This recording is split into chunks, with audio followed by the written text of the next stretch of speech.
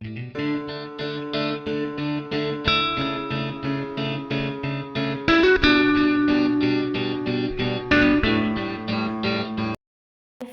Welcome to my channel. ನಾನಿವತ್ತು ನೀರು ದೋಸೆ ಮಾಡ್ತಾಯಿದ್ದೀನಿ. ಇದಕ್ಕೆ ನಾನು ಓವರ್ ನೈಟು ಅಕ್ಕಿನ ನೆನೆಸಿಟ್ಕೊಂಡಿದ್ದೀನಿ. ಮಾರ್ನಿಂಗ್ ಎದ್ದಾಗ ಇದನ್ನು ನಾವು ರುಬ್ಕೊಬೇಕು.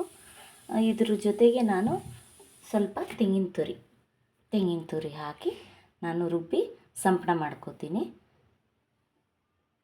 ನೋಡಿ, ಈ ಥರ ನುಣ್ಣಗೆ ರುಬ್ಕೊಂಡು ಇದನ್ನು ನಾವು ಒಂದು ಪಾತ್ರೆಗೆ ಹಾಕಿ ನೀರು ಮಜ್ಜಿಗೆ ಬರುತ್ತಲ್ಲ ಆ ಥರ ಕಲಿಸ್ಕೊಬೇಕು. ಇದನ್ನು ನೋಡಿ, ನಾನೊಂದು ಪಾತ್ರೆಗೆ ಶಿಫ್ಟ್ ಮಾಡ್ಕೊಂಡಿದ್ದೀನಿ. ಈಗ ಇದಕ್ಕೆ ನೀರು ಹಾಕಿ ಕಲಿಸ್ತೀನಿ. ನೋಡಿ ಫ್ರೆಂಡ್ಸ್, ಈ ಥರ ಇಷ್ಟು ನೀರಾಗಿರಬೇಕು, ಮಜ್ಜಿಗೆ ಟೈಪೇ ಇರಬೇಕು. ನೀರು ಮಜ್ಜಿಗೆ ಅಂತಾರಲ್ಲ ಆ ಥರ ಇರಬೇಕು. ಇದಕ್ಕೆ ನಾವು ಎಷ್ಟು ಬೇಕೋ ಅಷ್ಟು ಸಾಲ್ಟ್ ಹಾಕ್ಕೊಳ್ಳೋಣ.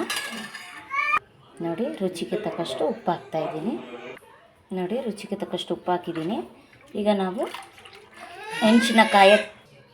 ಹೆಂಚಿನ ಕಾಯಕ್ಕೆ ಇಟ್ಬಿಟ್ಟು ಇದನ್ನು ದೋಸೆ ಹಾಕೋಣ. ನೋಡಿ ಫ್ರೆಂಡ್ಸ್, ನಾನು ಒಂದು ದೋಸೆ ಹಾಕಿದ್ದೀನಿ. ಹೆಂಚ್ಕಾದ್ಮೇಲೆ ಇದಕ್ಕೆ ಸ್ವಲ್ಪ ಎಣ್ಣೆ ಹಾಕೋತಾ ಇದ್ದೀನಿ. ಇದು ಒಂದು ಸೈಡೇ ಬೇಯಿಸೋದು. ಇದು ಬೆಂದ ಮೇಲೆ ಚೆನ್ನಾಗಿ ಬೇಯೋವರೆಗೂ ಅದನ್ನು ಬಿಟ್ಬಿಡಿ, ಎತ್ತಕ್ಕೆ ಹೋಗಬೇಡಿ.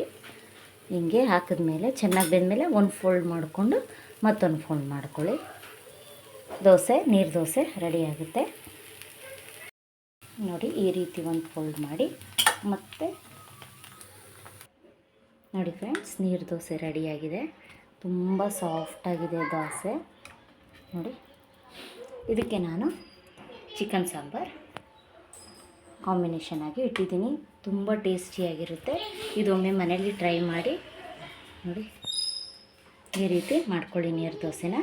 ಈ ವಿಡಿಯೋ ನಿಮ್ಗೆ ಇಷ್ಟ ಆದರೆ ಲೈಕ್ ಮಾಡಿ, ಶೇರ್ ಮಾಡಿ ಮತ್ತು ಕಮೆಂಟ್ಸ್ ಮಾಡಿ.